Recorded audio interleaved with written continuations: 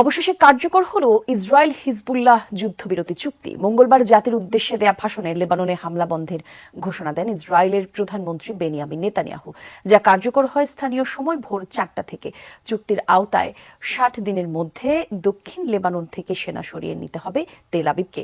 মোতায়েন করা হবে 5000 লেবানিজ সেনা। পাশাপাশি ইসরায়েলের হামলা বন্ধ করবে হিজবুল্লাহ। সড়কে গাড়ির এই দীর্ঘ লাইন বাড়ি ফেরার অপেক্ষায় থাকা মানুষের। লাগাতার ইসরায়েলি হামলায় বিধ্বস্ত দক্ষিণ লেবাননে ফিরছেন বাসিন্দারা। বিধ্বস্ত ঘরবাড়ি, তবুও জন্মস্থানে ফিরতে পারার আনন্দ এই লেবানিজদের চোখে মুখে। কোনো কিছুর তোয়াক্কা না করেই গাজার পাশাপাশি লেবাননেও ইসরায়েলের ব্যাপক ধ্বংসযজ্ঞের জেরে যুদ্ধ মধ্যপ্রাচ্য জুড়ে ছড়িয়ে পড়ার শঙ্কা প্রবল হয়। গোটা বিশ্বই যখন নেতানিয়াহুর লাগাম টানতে ব্যর্থ, তখন প্রশ্ন উঠেছিল এই ইসরায়েলকে থামাবে কে। 1 বছরেরও বেশি সময় পর এলো উত্তর। অবশেষে বিভিন্ন মহলের তৎপরতায় হিজবুল্লাহর সাথে যুদ্ধবিরতির চুক্তিতে সম্মত হলো ইসরায়েল।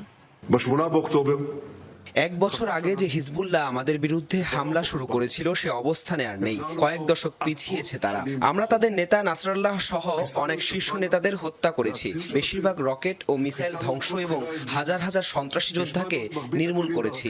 আন্ডারগ্রাউন্ড স্থাপনা ধ্বংস করেছি। মধ্যপ্রাচ্যের চেহারা বদলে দিচ্ছি আমরা। 7টি ফ্রন্ট থেকে হামলা শিকার হয়েছে এবং পাল্টা জবাব দিয়েছি। বুধবার স্থানীয় সময় ভোর 4টা থেকে শুরু হয় আনুষ্ঠানিক যুদ্ধবিরতি।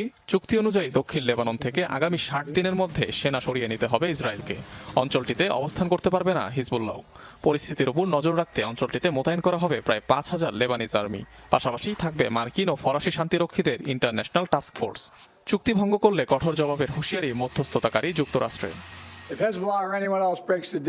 হিজবুল্লাহ কিংবা অন্য কেউ যদি শর্ত ভাঙে এবং ইসরায়েলের জন্য হুমকি সৃষ্টি করে, তাহলে আন্তর্জাতিক আইন অনুযায়ী আত্মরক্ষার অধিকার রয়েছে তেল আবিবের। চুক্তি সম্পূর্ণভাবে বাস্তবায়িত হচ্ছে কিনা তার উপর নজর রাখতে ফ্রান্স ও যুক্তরাষ্ট্র প্রয়োজনীয় সহায়তা দেবে। হিজবুল্লাহ ইসরায়েলের এই যুদ্ধবিরতি চুক্তিকে স্বাগত জানিয়েছে ইরান, ফ্রান্স, জাপান, অস্ট্রেলিয়া সহ কয়েকটি দেশ।